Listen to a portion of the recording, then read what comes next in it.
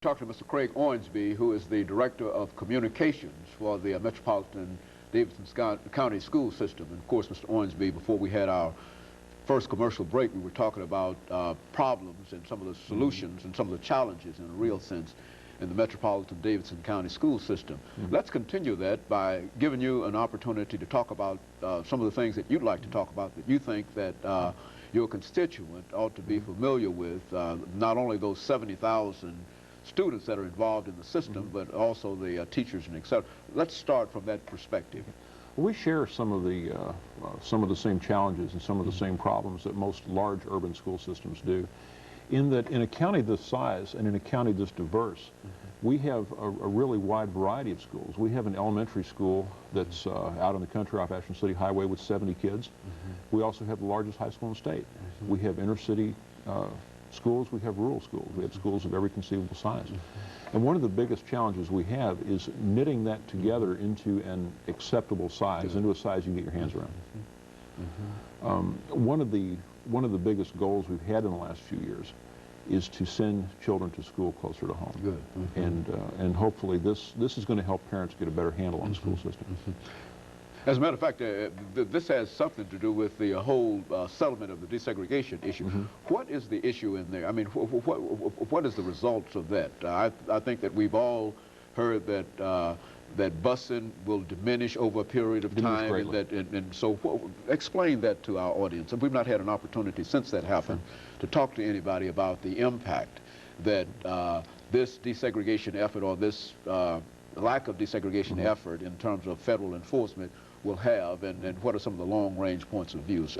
Give us that kind of information. Let me back up, if I could, to day one and talk about how we got into the problem and how we're getting out of it. There was a lawsuit brought against the city schools in 1955, charging the city with running two racially separate school systems.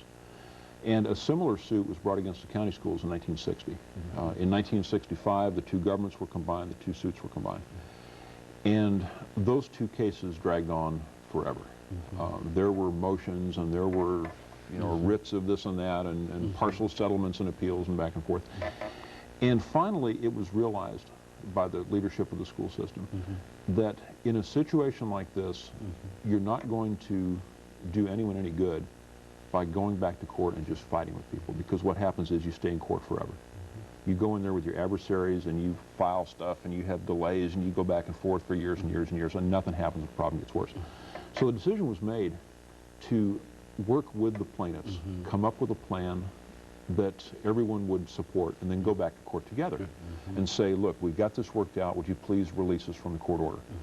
Because from 1971 until just a few months ago, we were in a situation where we had to ask federal court before we could build a school. And we had to say, we want to put one here, and the kids are coming up in this direction, and please, judge, can we put it there? And of course, in the years since 1971, the county's become a very different place. You look at areas like Antioch that are thickly populated now, there weren't that many people out there that many years ago. So over the course of the years, with a lot of public input, a lot of community meetings, a lot of input from community leaders, we drew up a plan with the cooperation of the plaintiffs that said, here's how we're going to zone the schools, here's where the kids from this neighborhood will go to school, here's where this school will be built. An incredibly complicated plan. I mean, it's this thick when you look at it. And finally went back to the court last January.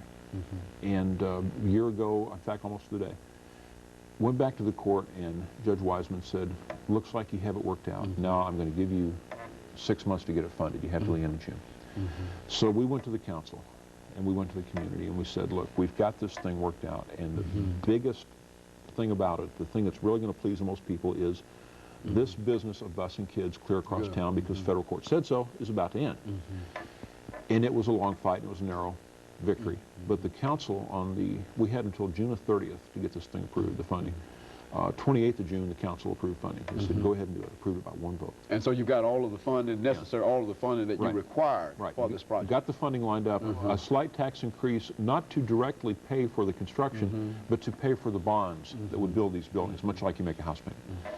So in September, late September, we went back to federal court with the plaintiffs and said, look, we've got a plan, we've got it funded, we're poised to put this thing into action. Will you please release us from the court order, make us unitary, and let us go our own way? And the judge said yes. and the judge was in tears, and our director of schools, Dr. Wise, was in tears. The chair of the school board was crying. It was the most. I've been in a lot of federal courts in my years as a reporter, and I've never seen people get that emotional. It was an emotional kind of thing after all these years of struggling and worrying and fretting over the yacht. After more than 40 years, to finally say, you're released from this court order and you can go your own way. That's where we are now. And we are looking at, the board, as we speak, is looking at some potential zoning plans for this fall that would start making changes this fall, August of 1999, and start sending kids to school closer to home. Well, I think what most people are concerned about in reference to that is that to make sure that you don't develop, as a result of this, some of the conditions that were that occurred prior to the 1950s, which is to say the dual kind of system. And I think that's the fear that I heard expressed when a large number of folks talked about it and whatnot. But you do think that the adequate spending is there, so there's no... There are two provisions which keep it from becoming a resegregated school system. One is that the plan we have now was drawn up with the cooperation of the plaintiffs in the original court case. And the second is that there is a monitoring provision. There is a provision to make periodic reports saying, you know, here's where things are going, here's what's happening. And if things start to slide one way or another, there's some oversight. This isn't a question of just turning the school system loose. Some way to make the adjustments that are necessary in order to make sure that there is some kind of real commitment to doing things from the court's point of view, a correct way from the court's point of view after 40 years of being under the direction of the court. Would that be a fair assessment? After 40 some odd years of being in and out of court and close to 30 years of being under a court order, we don't want to go back. And there's a great commitment, both individual and system-wide, to keeping the system from going back to a segregated situation. You know, I think one of the burning issues that has come quite recently dealing with the system or with the district and the school board has to do with the new plan that the director has introduced. I think it was said that he introduced it one night at one of the school board meetings. And we want to talk about that. We've got about 30 seconds before the second commercial break, and we don't want to get into any long discussion in reference to that and have to end that. But we want to talk about that. Okay, before we do that, I want to tell you a story about our superintendent, director of schools is the title here. He's from Lincoln County, from Petersburg. And he told me the story once of going to school with black children back in the early 50s, walking out to the end of the lane, and one bus would pick him up, and one bus would pick his friend up. They go different directions, different schools. And, you know, we're not talking just about school system management. We're talking about a man who feels here. Okay. And of course, let us take this break, and we'll be back with you following this short commercial.